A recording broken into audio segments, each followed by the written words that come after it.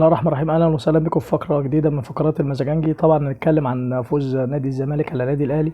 هنتكلم كمان عن الريمونتادات طبعا اللي حصلت النهارده. الريمونتادا طبعا باريس سان جيرمان بيرد القلم لبرشلونه. طبعا مش هنتكلم عن الحكم ونتكلم، لكن هنتكلم على الحنكشه اللي عملها تشافي. كمان طبعا بنبارك برضو طبعا ديجو سيميوني كمان بيتعدي من تشافي، وطبعا الاثنين بياخدوا بعض هيلا بيلا بره. النهارده كمان يعني 4-2 دورتموند. طبعا يعني يا جماعه ملعب سيجنال إدونا بارك حته تانية خالص، ملعب تاني خالص، جمهور وافي، جمهور قوي قوي، جمهور بيعرف يعمل، بيعرف يدفع فرقته.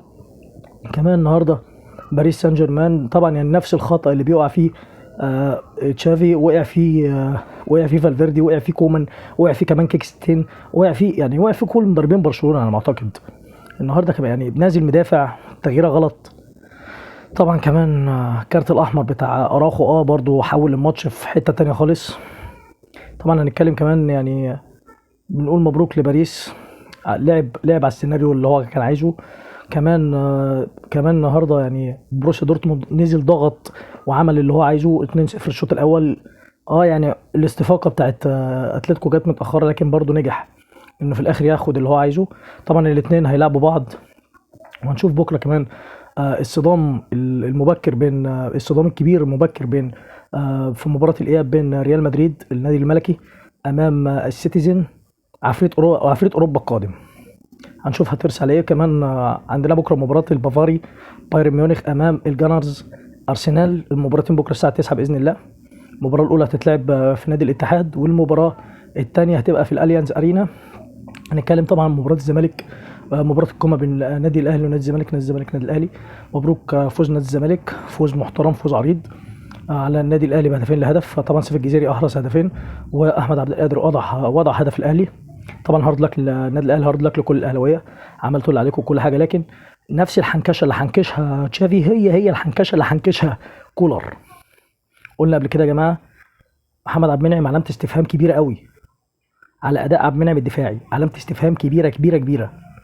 طبعا كمان يعني النهارده جوميز كمان اخطا انه نزل بعبد الله السعيد واحمد حمدي وناصر ماهر في تشكيله واحده، وده برده كان ممكن يؤدي الكارثه ليه. لكن كولر حب يعمل نفس السيناريو بتاع مباراه السعوديه، اللي هو يطلع ال 45 دقيقه الاولانيين سلبي، بعد كده ينزل بالتقايل. لكن تاتي الرياح بما لا تشتهي السفن، ونجح النادي الزمالك انه يخلص ال 45 دقيقه الاولى بالهدف الاول، ونجح طبعا. يعني الهدف الثاني طبعا هي مش هنقول كرة بيلق، لكن نفس الهدف الرابع بتاع باريس سان جيرمان، كوندي بيصلحها لمبابي، محمد عبد المنعم امبارح بيديها لسيف الجزيري بين ثلاث خشبات. طبعا كمان بيراميدز طبعا بيفوز فوز مستحق امام ذئاب الجبل، فريق المقاولين العرب في الدوري المصري بهدفين مقابل لا شيء. طبعا كمان في انتظار بكره مباراه الدوري الاوروبي ومباراه المؤتمر. طبعا يا جماعه يعني احنا كنا صوتنا الصراحه رايح من التشجيع والمباراه برشلونه خاصه. بنقول ان شاء الله يعني يعني طبعا بنفكر باذن الله ان احنا نتكلم على تحليل مباريات، لكن طبعا انا بحلل طبعا على جروب مزاجنجي فوتبول.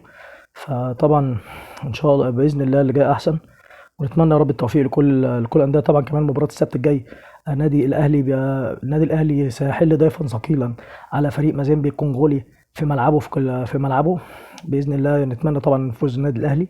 كمان نادي الزمالك، نادي دريمز سيحل ضيفا على نادي الزمالك يوم الاحد. بنتمنى كمان الفوز لنادي الزمالك. طبعا فريق دريمز يا جماعه فريق قوي، فريق بيلعب كوره محترمه جدا.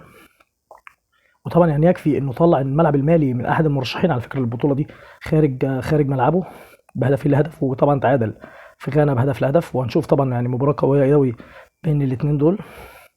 طبعا يا جماعه كره القدم مفيش حاجه اسمها فريق ضعيف وفريق قوي، احترم الخصم هتكسب، ده اللي بنقدر نقوله. وباذن الله يعني بتمنى يا رب نكون وصلنا المعلومه صح. طبعا مباراه بكره كمان مباريات بكره تبقى قويه قوي. كمان يعني كمان الصدام الايطالي بين ميلان وروما في الدوري الاوروبي. كمان اتلانتا باريحيه هيقابل فريق ليفربول يا جماعه. يعني من ساعه التعادل مع مانشستر يونايتد، وهو في حاله لا يرثى ليها يعني.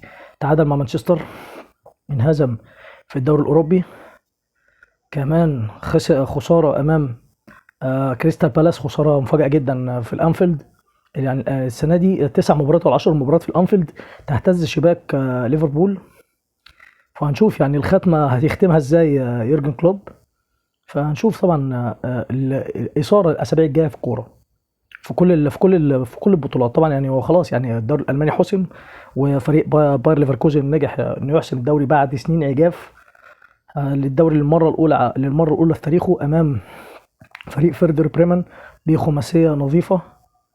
طبعا جرانت شاكا اول بطوله ليه مع الفريق الالماني، وكمان تشافي الونسو بينجح طبعا في اول سنه ليه تدريب، اول موسم ليه تدريب بينجح مع باير ليفركوزن بحصد الدوري.